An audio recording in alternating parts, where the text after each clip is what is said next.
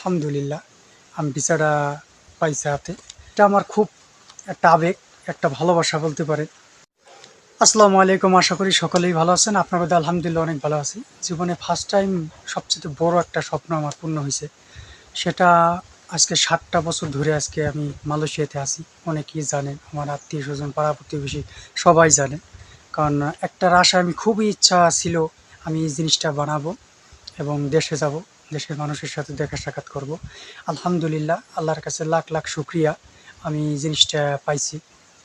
সেটা হচ্ছে আমার স্বপ্নের একটা, সেই স্বপ্নটা হচ্ছে যে যে কোরিয়ান সার্ভিস জানছি তো,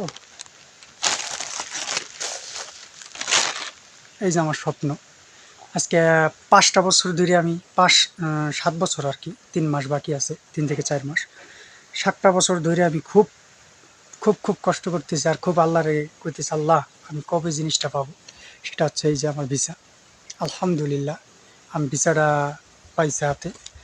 আরও 3-4 মাস আগেই পেয়েছি, কিন্তু আমি কোরিয়ান সার্ভিস আনছি বেস্ট 10-15 দিন হয়েছে।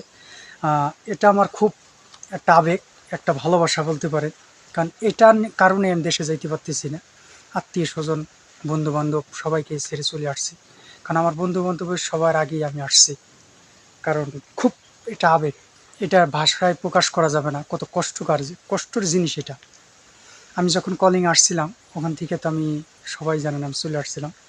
যাবো তো মনে করে অনেক চেষ্টা করছি, 2 দ্বীপের আমি মার খেয়েছি, পারি নাই। আল্লাহর রহমতে, আল্লাহর মেহেরবানিতে আমি পাসপোর্টটা পাইছি, বাপ মার দোয়ায়, আপনাদের ভালোবাসায়। খুব ইচ্ছা ছিল, এখন আর এই ইচ্ছাটা পূর্ণ হয়ে গেছে। এখন দেশে যাইতে পারবো ইনশাল্লাহ, খুবই তাড়াতাড়ি দেশে যাব আমি। কারণ সব কিছু পরিকল্পনাকারী একমাত্র আল্লাহ তালা। আল্লাহর কাছে লাখ লাখ শুক্রিয়া। কারণ ছোটোবেলার থেকে যাই যতটা স্বপ্ন, যতটুকুই ভাবে আমি আল্লাহর কাছে চাইছিলাম ততটুকুভাবেই পাইছি। কোনোটা আমি বিফলে যাই নাই, কিন্তু একটু সময় লাগছে। আল্লাহর কাছে লাখ লাখ শুক্রিয়া।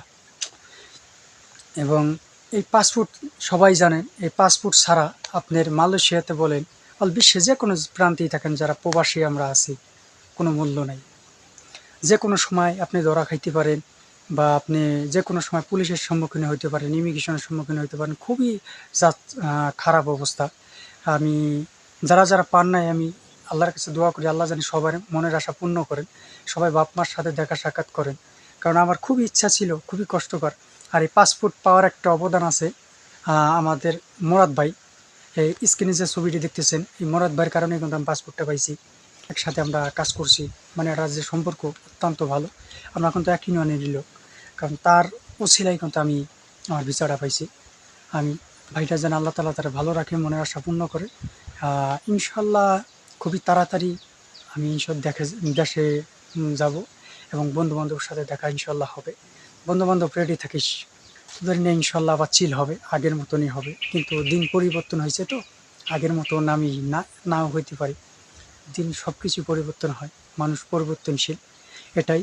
সবাই ভালো থাকবেন, সুস্থ থাকবেন, আমার জন্য দোয়া করবেন, আমার প্রবাসী ভাইদের জন্য দোয়া করবেন। আল্লাহ হাফেজ।